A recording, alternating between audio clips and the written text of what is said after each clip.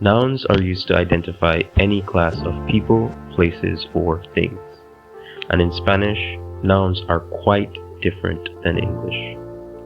In this video, we will look at the most important things to remember with nouns and tips that will help you master the concept of nouns in Spanish. And just so you know, nouns in Spanish, the word for that is sustantivos. Alright, so let's begin. The first thing you need to understand is that all nouns in Spanish are either masculine or feminine. Yes, all nouns are gendered. This is different from the English language, so English speakers learning Spanish need to be extra mindful. Now, there are patterns that we could use to identify the gender of a noun, like memorizing the common masculine noun endings and feminine noun endings, even though there are exceptions in these endings that you'll see from time to time. Alright, so the next thing that we need to understand is that articles and indefinite articles in Spanish are gender and plural specific, unlike English. So in English, if we say something like the bags or the bag, it's all the same. But in Spanish, it is different. So to simplify this, let's just say there are 4 options or 4 states.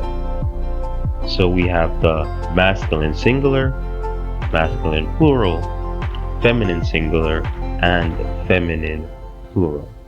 Keep this in mind because we're not used to having a change when we pluralize a noun. In English, we don't change the article, but in Spanish we do. So keep this in mind. It will help you a lot in your speaking and understanding of grammar. And finally, our last tip for you to understand Spanish nouns better. So, the plural or singular state of a noun is also just as important as the gender. And this is going off of the previous tip that we gave you about changing of articles and nouns, but this is overall in nouns. So, in language, we know that nouns and adjectives go together. Adjectives describe nouns, and in Spanish, when we pluralize a noun, we must pluralize not only the articles and indefinite articles, but also the adjectives that we will use alongside the nouns.